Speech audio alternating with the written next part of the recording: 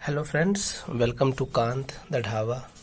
Friends, ये continuity and differentiability का मेरा 8वां वीडियो है और इसमें हम लोग ग्रेटेस्ट इंटीजर फंक्शन के संतता की जांच करना सीख रहे होंगे। हम लोग जांच कर रहे होंगे ग्रेटेस्ट इंटीजर फंक्शन के संतता की।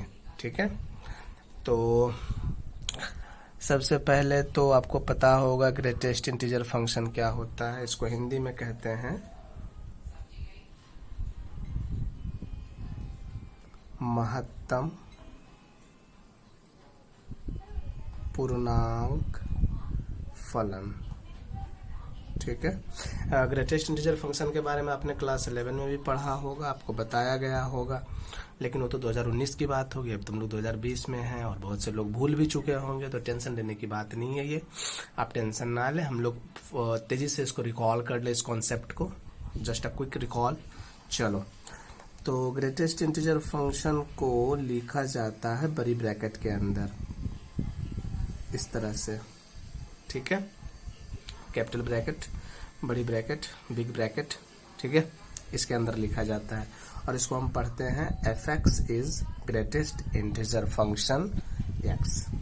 ठीक है, महत्तम पूर्णांक फलन। आप पूर्णांक समझते होगे, इंटीजर समझते होगे।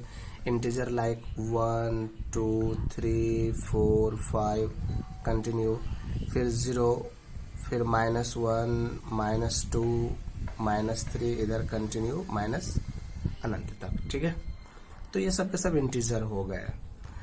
तो ये फंक्शन हमें क्या कहता है, ग्रेटेस्ट इंटीजर फंक्शन हमें क्या कहता है। ठीक है, तो ग्रेटेस्ट इंटीजर फंक्शन कहता है कि x जो होगा, मतलब फंक्शन का वैल्यू जो होगा, एक इंटीजर होगा। आप ध्यान से सुने मेरी बात को। फंक्शन का वैल्यू जो होगा एक इंटीजर होगा। ठीक है, और वो integer should be less than और इक्वल टू x। ठीक है, फंक्शन का वैल्यू एक इंटीजर मीन्स x एक इंटीजर है। ठीक है, ये जो है एक इंटीजर है। ठीक है, जो कि दैट इज मतलब इसका फंक्शन का जो वैल्यू होगा that should be less than और इक्वल टू x। अब यहां से क्लियर नहीं हो पा रहा है तो हम कुछ एग्जांपल्स ले लें, तेजी से हम लोग एग्जांपल्स ले लें। लाइक ये देखो, greatest integer function 1 equals to क्या होगा, 1 होगा। ठीक है, एक एग्जांपल और लेते हैं हम। Greatest integer function 1.4 equals to क्या होगा। ठीक है, इतना इक्वल्स टू होगा 1। 1.4 के नजदीक का इंटीजर जो इससे छोटा हो। ध्यान से सुनना, यहां लेस देन का केस चल रहा है। आपको बताया ना मैंने कि f x equals to greatest integer function x अगर है तो ये बताता है कि फंक्शन का वैल्यू, ध्यान से सुनो, फंक्शन का value should be less than और इक्वल टू एक्स। तो इस केस में इक्वल टू एक्स, इस केस में लेस देन, इससे छोटा इंटीजर, इसके नजदीक का, इससे नजदीक का, इससे छोटा इंटीजर दैट इज 1। तो वही हो गया। चलो एक और लें, 3.9 अगर है ग्रेटेस्ट इंटीजर फंक्शन 3.9, तो क्या होगा, इसका वैल्यू 3 होगा। ग्रेटेस्ट इंटीजर फंक्शन 5.4, इसका वैल्यू क्या हो जाएगा, 5 होगा। ठीक है, ग्रेटेस्ट इंटीजर फंक्शन 6.9, इसका वैल्यू क्या होगा, 6। इससे छोटा और इससे नजदीक का इंटीजर, मैंने जो कहा ध्यान से सुनना, इससे छोटा इंटीजर। तो 6.9 से 6.9 इज नॉट एन इंटीजर। सबसे बड़ी बात, सबसे पहली बात आपको पता होना चाहिए इंटीजर, आप इंटीजर पहचान सको, आपको इतना नॉलेज तो होना ही चाहिए। 6.9 जो है इंटीजर नहीं है, ये रेशनल नंबर है, परिमेय संख्या है। ठीक है, ये इंटीजर नहीं है। इंटीजर मैंने अभी आपको बताया था, इंटीजर जो है उसमें ये डेसिमल वाला पार्ट नहीं रहता, वो एक कंप्लीट ये नंबर रहता है इस तरह का। ठीक है, लाइक 1 2 3 4 5 6 7 8 9 10, ये सब के सब जो है इंटीजर है। तो 6.9 के नजदीक का इंटीजर, इसके नजदीक का इंटीजर 6 भी है और 7 भी है, लेकिन इससे छोटा वाला इंटीजर वो तो यही है। 6, तो ग्रेटेस्ट इंटीजर फंक्शन 6.9 का वैल्यू हो जाएगा 6। ठीक है, इसी चीज को हम लोग जो है इंटरवल के लिए देख सकते हैं। आपने इंटरवल भी पढ़ा होगा, आपको पता होगा open interval, close interval, half open, half close, half close, half open, इस तरह का आपको बताया गया था क्लास 11 में। थोड़ा सा इंटरवल को लेकर के थोड़ा सा इस चीज को समझ लें, क्योंकि इसकी जरूरत पड़ेगी। मतलब ये कॉन्सेप्ट पूरी तरह से ब्रेन में रहना चाहिए जब हम इसको इसकी संतता की जांच करेंगे। क्योंकि अगर आपने मतलब ये ब्रेन से निकाल दिया, इसके कॉन्सेप्ट को ब्रेन से निकाल दिया, फिर आपको समझ में नहीं आएगा। ठीक है, तो अब हम जो है एक इंटरवल लेंगे, उसके लिए देखेंगे। ठीक है, तो चलो f(x) equals to greatest integer function x, जहां x बिलोंग्स टू, एक इंटरवल ले लेते हैं, -2 to 2। चलो ऐसा, ये हाफ क्लोज हाफ ओपन है, पता होगा आपको। मतलब साफ ये कहता है कि x के वैल्यूज में -2 शामिल है, बट ये 2 शामिल नहीं है, और बीच वाले सारे वैल्यू शामिल है। तो x का वैल्यू -2 हो सकता है।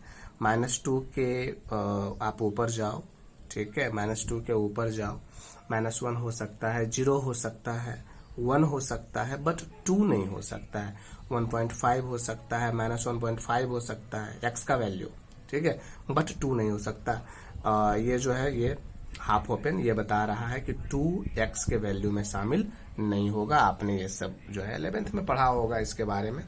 ठीक है, चलो तो पहले जो है फंक्शन का वैल्यू ये इंटरवल के अकॉर्डिंग कैसे चेंज होगा, पहले हम वो सजा लेते हैं। ठीक है, हम देख रहे हैं x बिलोंग्स टू क्या है, -2 है, नहीं तो चलो -2 शामिल है, तो -2 less than equal to x less than -1, -1 less than equal to x less than 0, 0 less than equal to x less than 1, और 1 less than equal to x less than 2, ऐसा कुछ है ये। ठीक है, तो सिंपली हम क्या देख रहे हैं, 2 शामिल नहीं है। फंक्शन का मान क्या होगा, आपको कुछ कुछ याद आ रहा होगा अगर आपने पढ़ा है तो ये क्या है, आप यहां पर ध्यान से देखें, इस चीज को समझें। पहले x का वैल्यू -2 के बराबर है, -2 से बड़ा लेकिन -1 से छोटा। ठीक है, तो फंक्शन का वैल्यू होगा -2। इस केस में फंक्शन का वैल्यू होता है -1, ये नियम है। ठीक है, ग्रेटेस्ट इंटीजर फंक्शन का यही डिफिनेशन है, ये डिफिनेशन है, आप इसको डिफिनेशन मान लो, नहीं तो फिर आपको बोलोगे सर -1 क्यों, कैसे, तो ये डिफिनेशन है। ठीक है, डिफिनेशन पर क्वेश्चन नहीं एराइज होता। ये 0, ठीक है, और ये 1। अब जरा सा ध्यान देना आप, ये वाला हम लोग देखते हैं, लास्ट केस देखते हैं, ये वाला। ठीक है, फंक्शन का वैल्यू क्या कह रहा है, बिल्कुल आप ब्रेन को हर तरह से फ्री करके तब आप इस चीज को ध्यान से सुने मेरी बात को और समझने का प्रयास करें, नहीं तो फिर आप इसके कंटिन्यूटी नहीं समझ पाओगे। x का वैल्यू अगर 1 लिया, x इक्वल्स टू 1, तो फंक्शन क्या है, 1 है, नहीं। इफ x इक्वल्स टू 1, तो फंक्शन कितना है, 1 है, नहीं, ध्यान देना। x इक्वल्स टू 1 से कुछ बड़ा लेकिन 2 से छोटा, चलो 1.5 लिया। 1.5 जो है क्या है, 1 और 2 के बीच में है, नहीं, तो फंक्शन का वैल्यू क्या हो जाएगा, 1 हो जाएगा। आप इस कंडीशन को समझ रहे होंगे आई गेस की, कि x का मान 1 के बराबर हो, 1 से बड़ा हो लेकिन 2 से छोटा हो, तो फंक्शन का मान हो रहा है 1। ठीक है, 1 के बराबर, 1 से बड़ा लेकिन 2 से छोटा, तो फंक्शन का मान हो रहा है 1। अगर x हमने लिया 1.99, सपोज ऐसा 1.99 2 से नजदीक है, 2 से थोड़ा सा छोटा भी है, नहीं, तो फंक्शन का मान क्या हो जाएगा, 1 ही होगा। अगर हमने x का मान लिया 1.9999, तो फंक्शन का मान क्या हो जाएगा, 1 ही होगा, नहीं। ठीक है, 1.9999999999, ठीक है। ये 2 के नजदीक है और 2 से छोटा भी है। नहीं, आप इसको अप्रोक्सीमेट इक्वल टू 2 लिखते हो या ले सकते हैं हम, लेकिन ये 2 से तो छोटा है कि नहीं। x का ये मान 2 से छोटा है। जरा सा लिमिट की बात कर लें, यहीं पे लगे हाथ हम लोग। LH लिमिट में 2 से छोटे मान को हम लिखते हैं x टेंस टू 2 माइनस, लिखते हैं कि नहीं। 2 से छोटे मान को ऐसे ही लिखा जाएगा ना, 2 माइनस वह मान जो 2 से छोटा है लेकिन 2 के नजदीक है, ये वाला तो जरूर हो जाएगा उसमें शामिल। और उसको LH लिमिट में ऐसे ही लिखा जाता, limit x tends to 2 minus, ठीक है। अब तो इस केस में fx, जब x बराबर आप ये वैल्यू ले रहे हो तो fx बराबर क्या होगा, 1 ही होगा कि नहीं, ठीक है। अब थोड़ा सा इसका मीनिंग याद रखना, x टेंस टू 2 माइनस, इसका मतलब हुआ 2 के नजदीक लेकिन 2 से छोटा, लाइक दिस।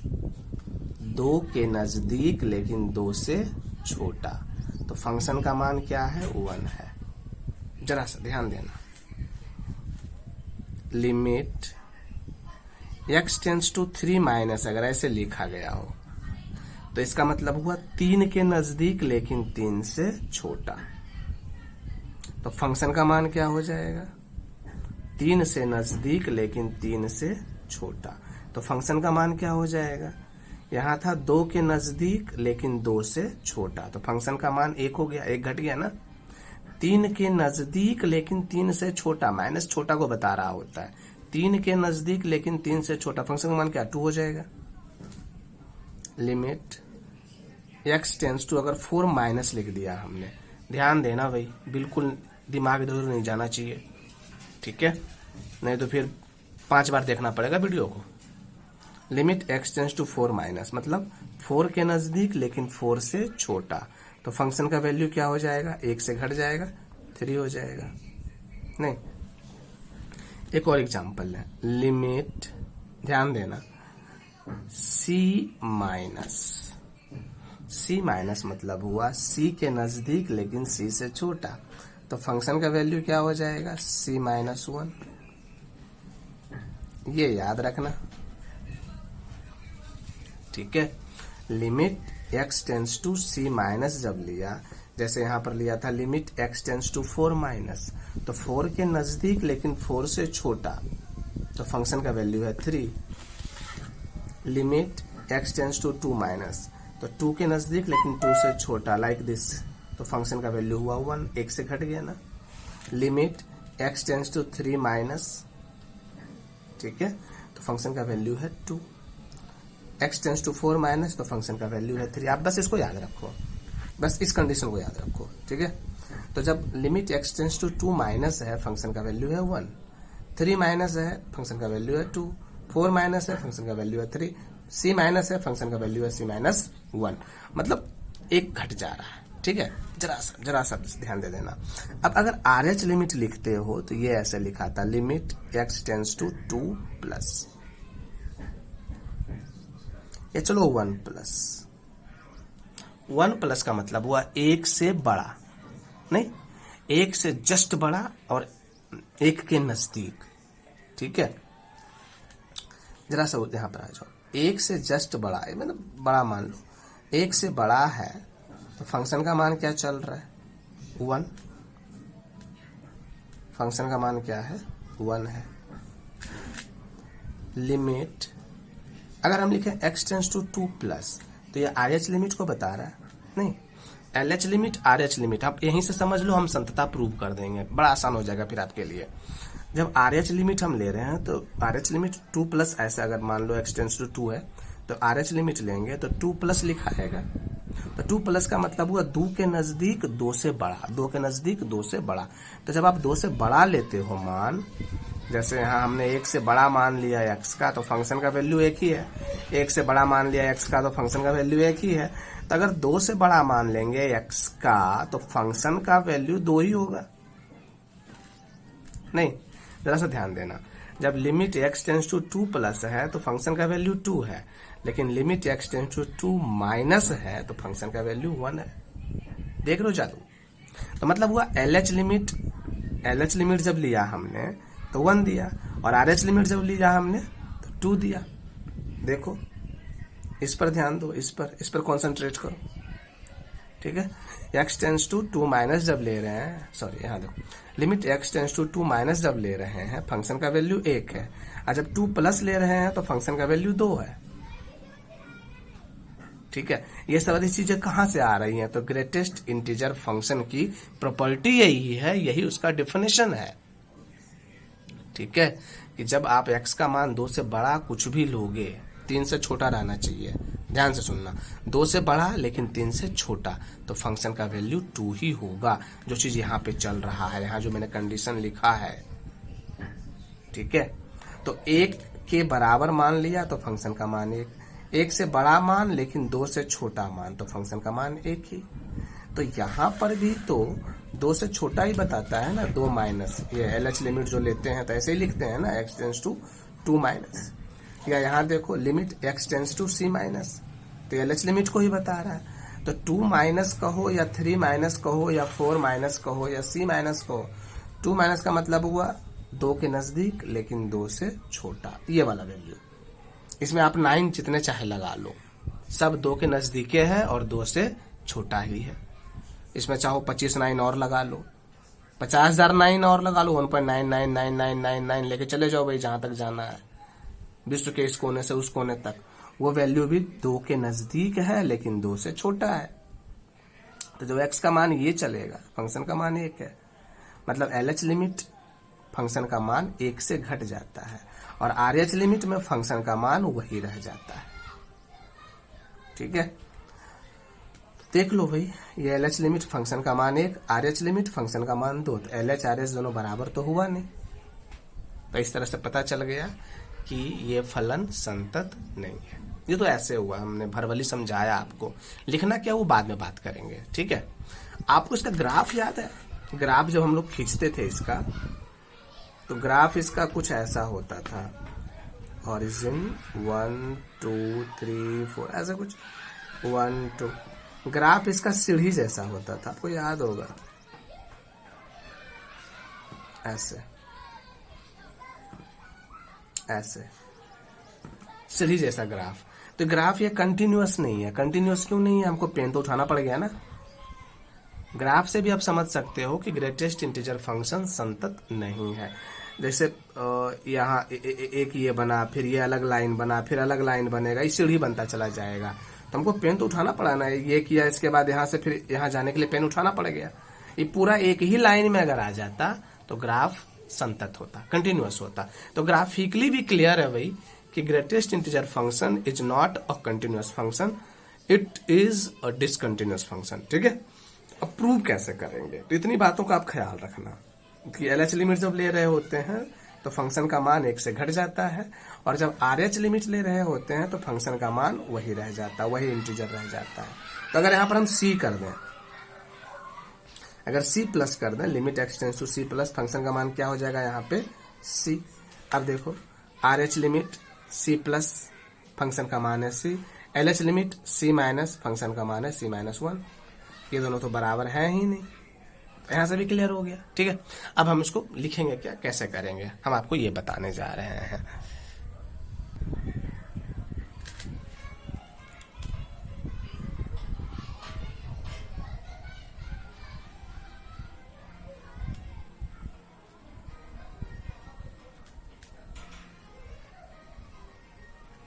ठीक है, ग्रेटेस्ट इंटीजर फंक्शन ले लिया हमने, f(x) बराबर, अब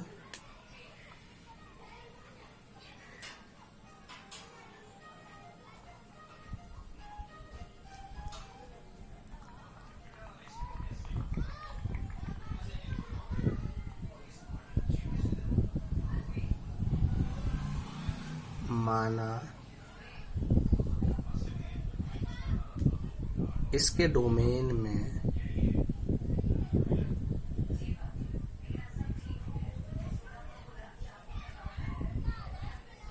C कोई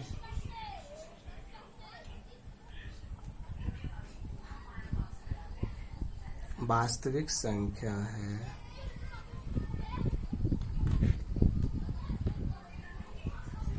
जिस पर संतता की जांच करनी है।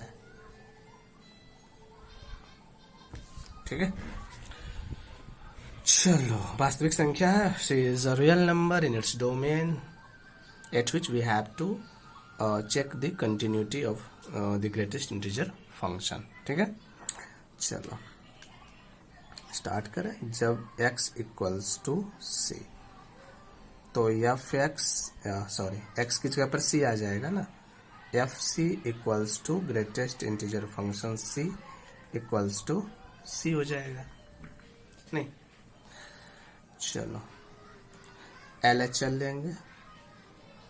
LHL लेने पर तो जब LHL लोगे तो लिखाता है limit x tends to c minus f x equals to limit x tends to c minus f x है ग्रेटेस्ट इंटीजर फंक्शन x। अभी आपको बताया था ना मैंने कि जब आप LH लिमिट लेते हो तो c माइनस लिखाता है, तो c माइनस बताता है c से जस्ट छोटी संख्या को। ठीक है, c से जस्ट अगर यहाँ पर 2 रहता, सपोज कि 2 रहता तो 2 माइनस लिखाता, और 2 माइनस बताता है 2 को नहीं बताता, 2 माइनस 2 को नहीं बताता, 2 के नजदीक की इससे छोटी संख्या को बताता है, लाइक 1.999999999999 ऐसे। तो फंक्शन का मान उस केस में 1 हो जाता है, मैंने एक घट गया 2 में से, तो यहाँ भी फंक्शन का मान क्या हो जाएगा, c माइनस 1 हो गया। भाई यहीं से क्लियर है, फर्स्ट केस में c आया है, सेकेंड केस में c माइनस 1 आया है, it is not continuous at c। मतलब ये किसी भी वास्तविक संख्या पर या किसी भी वास्तविक पॉइंट पर, रियल पॉइंट वास्तविक बिंदु पर ये संतत नहीं है। आप RHL भी ले सकते हो चाहो तो, नहीं लेना है मत लो। ठीक है, limit x tends to c plus f x equals to limit x tends to c और ये ग्रेटेस्ट इंटीजर फंक्शन x। ठीक है, तो यहाँ क्या हो जाएगा, c प्लस c से थोड़ा सा चलो माइनस रहने देते हैं, प्लस तो इससे जस्ट बड़ा मान, c से जस्ट बड़ा मान हम ले रहे हैं। तो जब भाई 2 से बड़ा मान लोगे तो फंक्शन का मान तो 2 ही रह जाता है ना। 1 से बड़ा मान हमने लिया था, एग्जाम्पल दिया था आपको, वीडियो पीछे करके आप देख सकते हैं। 1 से बड़ा मान लिया था, फंक्शन का मान तो 1 ही रह गया था। तो जब c से जस्ट बड़ा मान लोगे फंक्शन का मान तो c ही रह जाएगा। तो यहाँ से भी क्लियर हो गया भाई, चूंकि LHL is not equal to RHL। हम ये भी लिख सकते हैं, या 1 इज नॉट इक्वल टू 2, या 1 is equal to 3 but not equal to 2, ऐसे भी लिख सकते हैं इसको। ठीक है, एक और फर्स्ट एंड थर्ड बराबर है, 2 बराबर नहीं है, आप लिख सकते हो। अच्छा, LHL is not equal to RHL, इसका एक मीनिंग और निकलता है, इसका लिमिट एग्जिस्ट नहीं करता, इसके लिमिट का अस्तित्व नहीं है, और जिसके लिमिट का अस्तित्व नहीं है वो संतत नहीं हो सकता। मतलब अगर ऐसे भी बोला जाए ना कि भाई ये संतत क्यों नहीं है, तो सिंपली हम कह सकते हैं चूंकि LHL is not equal to RHL, इसका मीनिंग ये निकलता है कि इसके लिमिट का अस्तित्व नहीं है, it's limit does not exist, that's why it can be said that it is not a continuous function. जिसका लिमिट एग्जिस्ट नहीं करता वो कंटिन्यूअस हो ही नहीं सकता। ठीक है, तो अतः f x equals to greatest integer function x अपने डोमेन में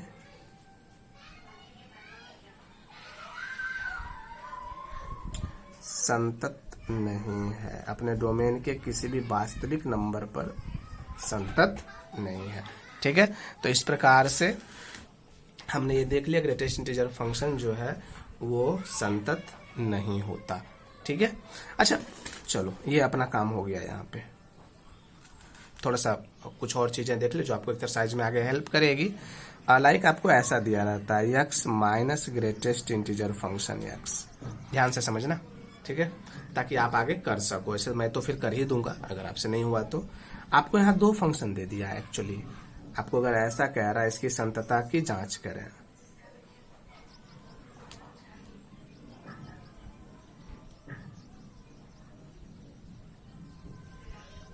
क्या करोगे आप, इसको मान लो भाई hx और इसको मान लो भाई gx, ठीक है।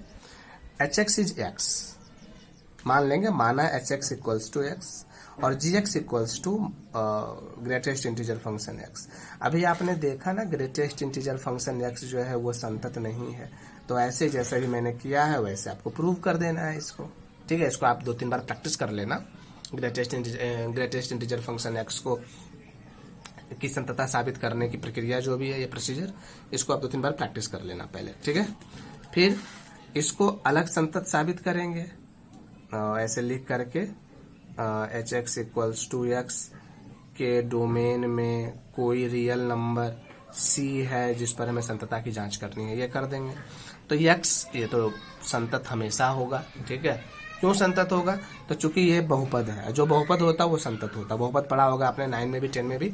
तो जो पॉलिनोमियल है, polynomial is a continuous function simply, ठीक है। तो ये बहुपद जो है ये कंटिन्यूअस, एक्स कंटिन्यूअस हो गया। बट ये तो कंटिन्यूअस नहीं है ना, ग्रेटेस्ट इंटीजर फंक्शन कंटिन्यूअस नहीं है, ये कंटिन्यूअस है, ये कंटिन्यूअस नहीं है, मतलब ये परिमेय ओ परिमेय, रेशनल इरेशनल वाला सीन हो गया यहाँ पे। तो ये कंटिन्यूअस है, ये कंटिन्यूअस नहीं है, तो कहेंगे कि ये पूरा ही कंटिन्यूअस नहीं है, ठीक है। दोनों कंटिन्यूअस होना चाहिए, दोनों संतत होना चाहिए, ये भी संतत ये भी संतत, तब कहेंगे कि हाँ ये संतत है ये फलन। बट एक संतत है एक असंतत है, तो कहेंगे ये फलन जो है असंतत है, ठीक है। तो समझ गए आप। तो फ्रेंड्स एक्चुअली इस वीडियो में इतना तक ही हम रखते हैं, ठीक है। इसके बाद जो है आपका क्वेश्चन नंबर 19 से अगले वीडियो में हम लोग देखेंगे, ठीक है। तो आज के लिए इतना ही, thank you and bye bye.